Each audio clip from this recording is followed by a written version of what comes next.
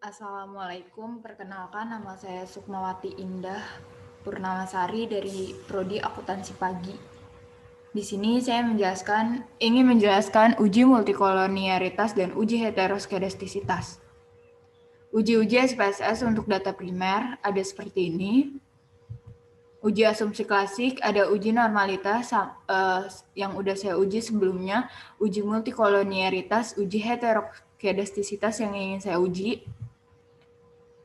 Uji multikolonialitas bertujuan untuk menguji apakah model regresi ditemukan ada kolerasi antar variabel bebas. Model regresi yang baik seharusnya tidak terjadi kolerasi di antara variabel independen. Salah satu cara untuk mendeteksi ada tidaknya multikolonialitas di dalam model regresi dapat dilihat dari nilai tolerance dan lawannya variance inflation factor atau VIF. Uji multikolonialitas dilakukan dengan melihat nilai tolerance, value, and variance inflation factor atau VIF pada tabel koefisien. Kriteria hasil pengujian adanya multikolonialitas yaitu sebagai berikut. Lihat pada kolom kolonialitas statistik pada tabel koefisien. Tolerance value lebih kecil dari 0,1 atau VIF lebih besar dari 10 terjadi multikolonialitas. Tolerance value lebih besar dari 0,1 atau VIF lebih kecil dari 10 tidak terjadi multikolonialitas. Uji heteroskedastisitas bertujuan untuk menguji apakah dalam model regresi terjadi ketidaksamaan varians dari residual satu pengamatan ke pengamatan yang lain. Model regresi yang baik adalah homoskedastisitas atau tidak terjadi heteroskedastisitas. Uji heteroskedastisitas dengan grafik plot. Pada umumnya model regresi yang baik yaitu model regresi yang terbatas dari masalah heteroskedastisitas. Untuk menguji asumsi heteroskedastisitas dapat menggunakan grafik scatter plot. Grafik scatter plot melihat antara nilai prediksi variabel dependen yaitu ZPRD dengan residualnya SRSID. Deteksi ada tidaknya heteroskedastisitas dapat dilakukan dengan melihat ada tidaknya pola tertentu pada grafik scatter plot antara SRSID dan ZPRID yang telah diprediksi. Adapun cara untuk mendeteksi ada atau tidaknya heteroskedastisitas adalah melihat grafik scatter plot. Dasar analisisnya adalah sebagai berikut. Jika ada pola tertentu seperti titik yang ada membentuk pola tertentu yang teratur, bergelombang, melebar, kemudian menyempit, maka mendeteksikan telah terjadi heteroskedastisitas. Jika tidak ada pola yang jelas serta titik-titik menyebar di atas dan di bawah angka 0 pada sumbu Y, maka tidak terjadi heteroskedastisitas. Uji heteroskedastisitas dengan uji Glaser. Uji Glaser yaitu meregresi nilai absolut residual terhadap variabel independensi. Hasil tampilan output SPSS dengan jelas menunjukkan bahwa tidak ada satupun variabel independen yang signifikan secara statistik mempengaruhi variabel dependen nilai absolut UT atau ABS UT. Hal ini terlihat dari probabilitas signifikansinya di atas tingkat kepercayaan 5%, jadi dapat disimpulkan model regresi tidak mengandung adanya heteroskedastisitas. Uji heteroskedastisitas dengan uji PAK. Uji PAK mengemukakan metode bahwa variance merupakan fungsi dari variabel-variabel independen. Apabila koefisien parameter beta dari persamaan regresi tersebut signifikan secara statistik. Hal ini menunjukkan bahwa dalam data model empiris yang diestimasi terdapat heteroskedastisitas dan sebaliknya jika parameter beta tidak signifikan secara statistik, maka asumsi homoskedastisitas pada data model tersebut tidak dapat ditolak. Ini untuk kriteria uji PAK-nya menurut Ghazali, jika nilai probabilitas lebih besar dari 5% atau 0,05 maka dikatakan tidak terjadi gejala heteroskedastisitas. Jika nilai probabilitas lebih kecil dari 5% atau 0,05 maka dikatakan terjadi gejala heteroskedastisitas. Langsung aja ke pengujiannya. Ini untuk datanya udah saya masukin. Langsung aja ke pengujian pertama, multikolonialitas. Analyze, regression, linear. Dependennya ini, independennya kemandirian belajar sama motivasi berprestasi. Statistiknya coefficient matrix dan collinearity diagnostic. Continue. Plots-nya dikosongin aja. Save-nya dikosongin juga. Oke.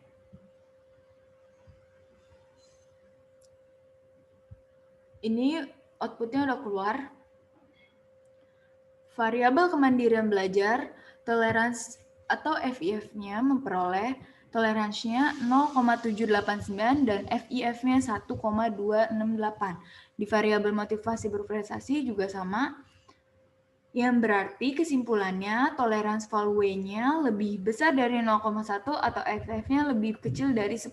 Tidak terjadi multikolonialitas. Yang udah saya jelasin di sebelumnya di PowerPoint-nya.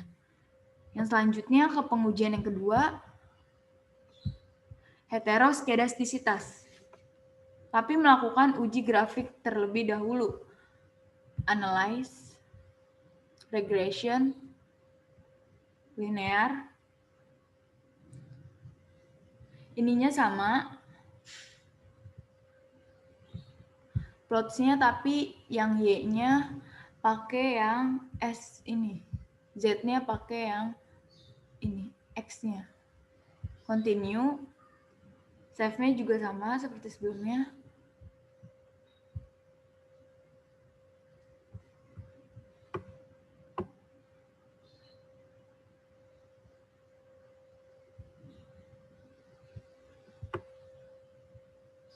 Ini untuk output-nya udah keluar. Kesimpulannya dari grafik ini, jika tidak ada pola yang jelas serta titik-titik menyebar di atas dan di bawah angka 0 pada sumbu Y, maka tidak terjadi heteroskedastisitas. Maka secara kasat mata tidak terjadi heteroskedastisitas karena grafiknya atau bulat-bulatnya menyebar dari atas ke bawah. Data ini belum pasti. Nah, kita akan melakukan pengujian heteroskedastisitas dengan uji Glaser. Caranya harus transform terlebih dahulu. Transform, compute variabel, target variabelnya yang ABS.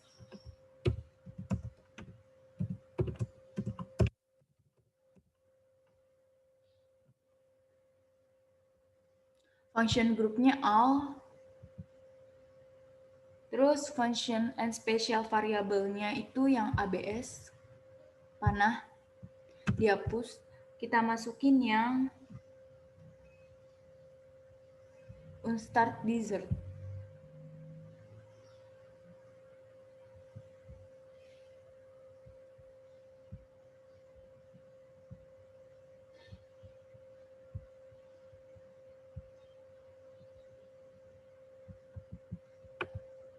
Datanya sudah ke execute.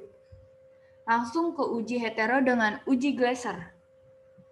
Analyze, regression, linear.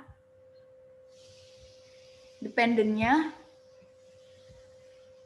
yang ABS res 1. Independennya sama. Save-nya kosongin. Statistiknya estimated model fit ditambahin. Oke.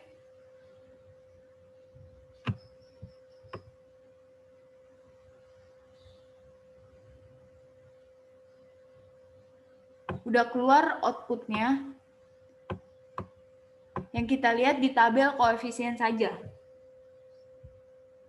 Variabel kemandirian belajar memperoleh signifikan 0,127 dan motivasi berprestasi memperoleh signifikan 0,20. Pengambilan keputusannya dari di sini signifikannya yang kemandirian belajar 0,127 di atas tingkat kepercayaan 5%. Disimpulkan model regresi tidak mengandung adanya heteroskedastisitas. Untuk yang motivasi berprestasi juga sama. Langsung aja ke pengujian keempat, uji heteroskedastisitas dengan uji PAK. Ditransform dulu, transform compute variabel. Target variabelnya kita masukin yang ln res 2.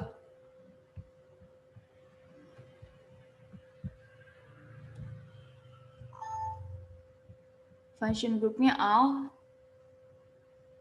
Ini kita ganti yang ln.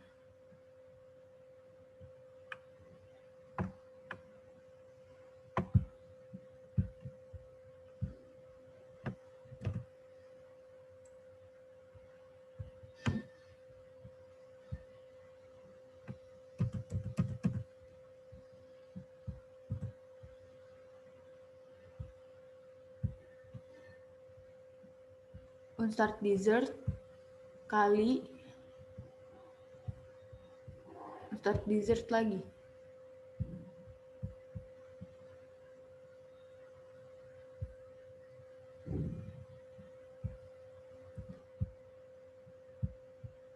Datanya sudah ke execute.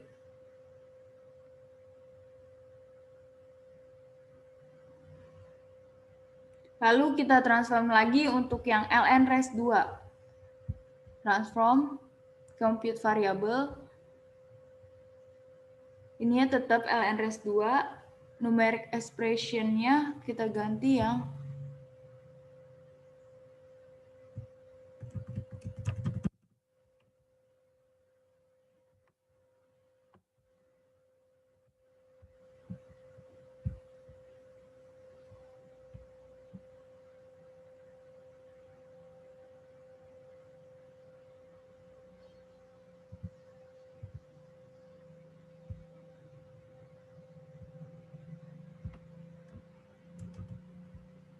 udah seperti ini.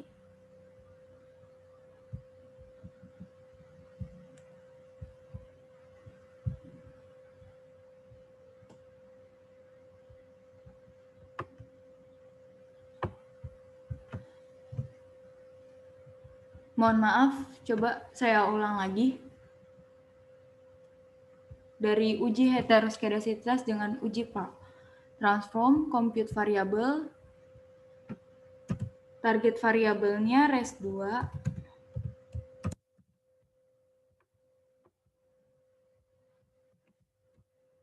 Ini yang all. Terus function groupnya function yang ln.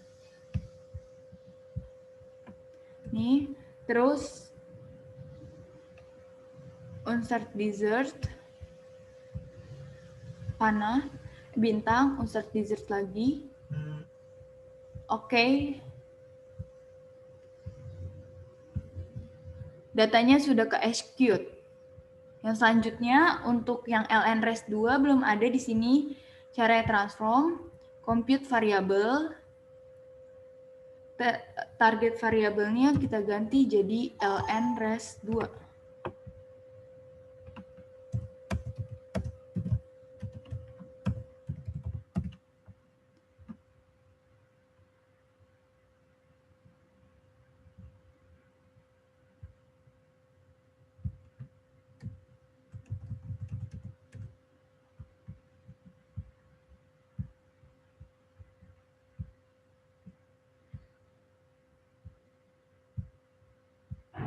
Di sini datanya udah ke execute semua. Langsung aja uji heteroskedasisitas dengan uji PARC. Analyze, regression, linear, dependentnya kita ganti menjadi ln res 2. Untuk independennya sama, statistik sama kayak sebelumnya, plot sama kayak sebelumnya juga, save-nya dikosongin.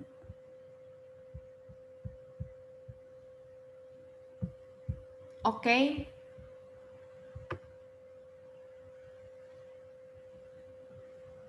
Sudah keluar outputnya. Sebentar. Agak loading.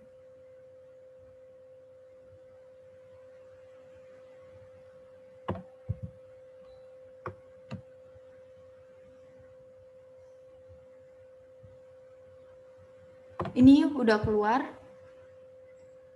Di sini variabel kemandirian belajar signifikannya 0,0620. Berarti lebih besar dari 5% atau 0,005. Yang maka tidak terjadi gejala heteroskedastisitas. Untuk variabel kedua, motivasi berprestasi signifikannya 0,0817 yang berarti lebih besar dari 5%. Maka tidak terjadi gejala heteroskedastisitas. Jadi uji ini udah akurat atau benar karena pengujian uji Park dan Glaser memakai nilai signifikan. Bisa disebut ujinya akurat. Sekarang kita buka PowerPoint-nya lagi. Di sini di uji asumsi klasik ada pengujian uji multikolonialitas dan uji heteroskedastisitas. Ini udah kita uji tadi semua, yang datanya terbebas dari uji multikolonialitas dan uji heteroskedastisitas, yang berarti pengujiannya udah selesai. Wabillahi taufiq walhidayah. Wassalamualaikum warahmatullahi wabarakatuh.